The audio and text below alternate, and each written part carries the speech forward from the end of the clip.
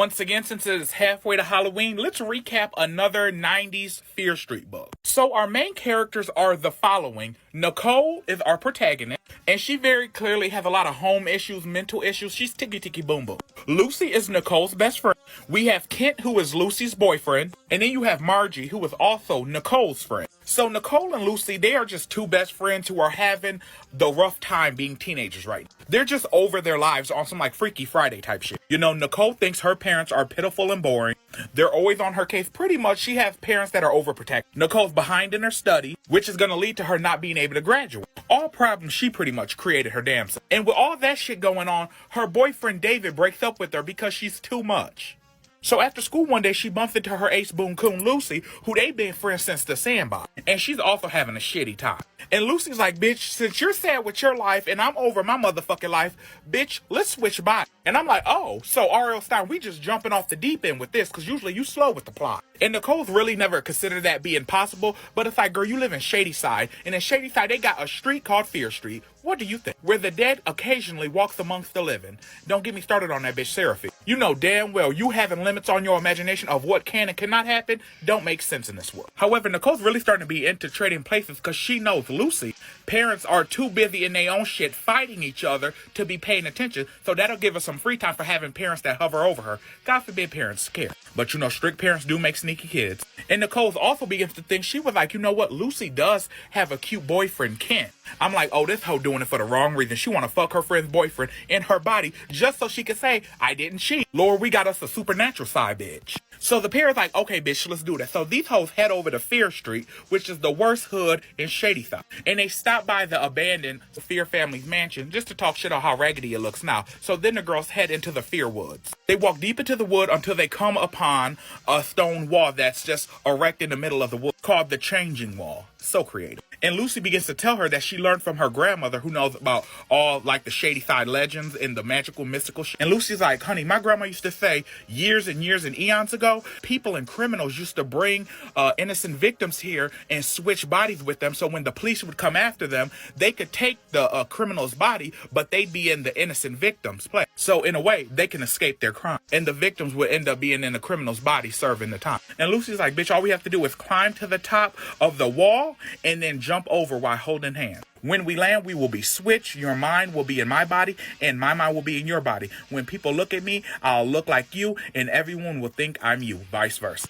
Nicole begins to have second thoughts, but all of a sudden, Lucy is very persistent. She's like, no, girl, you were just into it. Let's do it. So they jump over the wall, and boom, the shit worked. They both make a swear on their friendship not to tell anyone. And viewing this like a little vacation, they'll be like, you know, we'll take some time off, we'll decompress, we'll solve each other's problems, and when we're ready to switch back and we're sick of each other's lives, we'll do so. Nicole does begin to feel a little guilty because she's like, ooh, Lucy, you walking into some bullshit for my life. But Lucy knows what she's getting herself into, and it's totally fine. So these hoes head back to their new respective homes. So as we know, Nicole is now in Lucy's body, and Lucy is in Nicole's body. Nicole walks into her new home, right? And guess what she finds? Lucy's parents brutally murdered. I said, now it's getting good. Now it's getting good. She goes into shock because she's like, bitch, this is what I'm walking into? Nicole's like, damn, I gotta go tell Lucy so they can swap back and scurry off to their own house and begin to settle what happened. However, of course, she heads to Kent's house instead. As we remember, Kent is Lucy's boyfriend. She breaks down at Kent's house and tells him everything like, hey, I'm Nicole in Lucy's body. Kent seems to believe her, even calling her Nicole. And he promises to help her. When he goes into the kitchen to get her some water, she overhears him calling the cops like, hey, this bitch is crazy. Nicole was like, oh, bitch, you an op too, so she runs away. She has no idea what to do, but she's like, bitch, let me go to my house. From now on, I'm just going to use the name of the body they're in. Remember, Nicole is in Lucy's body and Lucy's in Nicole's body. So Nicole's like, before I talk to any police, I got to get my body back. So now Nicole's trying to find Lucy because she's like, that's my body, bitch. And she's like, well, switch back, then I'll tell her what happened to her parents. Girl, Nicole arrives at her house, her OG house, before she switched by, and she is shocked to find that Lucy's closet and her drawers are completely empty. Not only that, but there is a bloody knife stabbed into Lucy's desk, pinning a sheet of paper there with the words saying, I had to kill them. I couldn't take it anymore. Lucy K. So she realized, oh, this bitch wanted to switch bodies to set me up to kill her parents. Before Nicole can do anything, there's a knock at the door. There's two detectives, and she peers out the window, and she's like, oh, bitch, I can't talk to them. However, she notices that these detectives are not in uniform. So she assumes they're regular undercover police officers. So she escapes through the back door and the men start chasing her ass down. Nicole manages to hide for them before she ventures off to the school to get her car out of the parking lot. So she goes to the school to pick up her car, and now she's like, why would Lucy do this to me? After what seems like hours of her driving around in the back streets so she doesn't get caught by the cop, she finds Lucy at Pete's Pizza, which is like a popular shady side hangout with her two friends, Margie and Hannah. As she approaches, the two girls are like, hey, Nicole, even though Nicole is in Lucy's body. And Nicole is like, oh my God, this bitch has broken another promise. She's been setting me up since the get-go. And Nicole was like, oh, she demands to speak to Lucy. She's like, where does her at? We got shit to get done. But the girls tell Nicole that Lucy was never with them. And sure enough, Lucy has completely disappeared again. Hannah and Margie begin to try to calm Nicole down, but she's thinking they're conspiring against her since Lucy already betrayed her trust. She's like, oh, these hoes are in on it too. Otherwise, how would they really know that she was Nicole in Lucy's body? Lucy's been plotting this for the whole get-go, and she's just a pawn in a big-ass game. Nicole's like, oh, bitch, I'm out of here. And as she goes back to her car, she sees Lucy.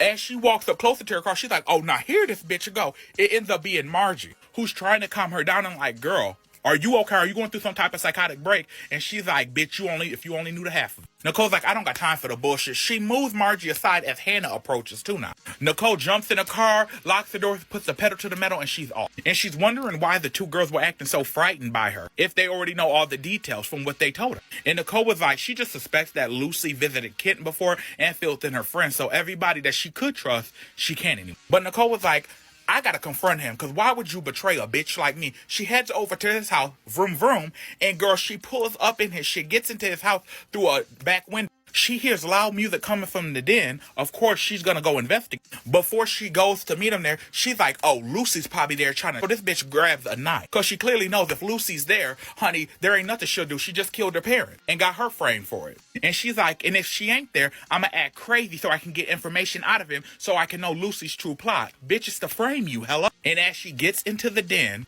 Kent's body lay on its back on the tile floor. Horrified, she turns around, and guess who's looking through the window at her? The two detectives that's been following her clearly this whole time. And remember, she already had a knife in her hand, so the bitch looks guilty all the way around. The detectives bust in, and guess what they call her? They say, Nicole, calm down.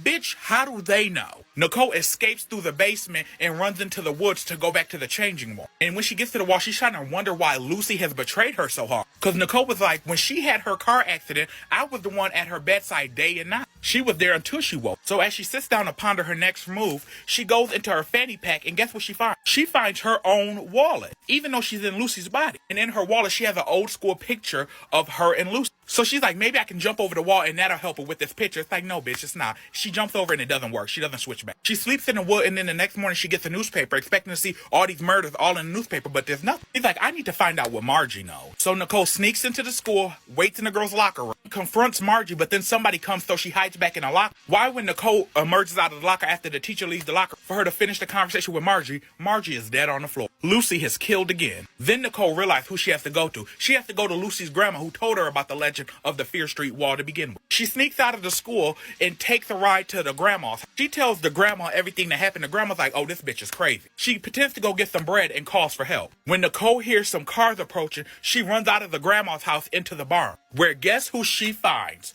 Our girl Lucy.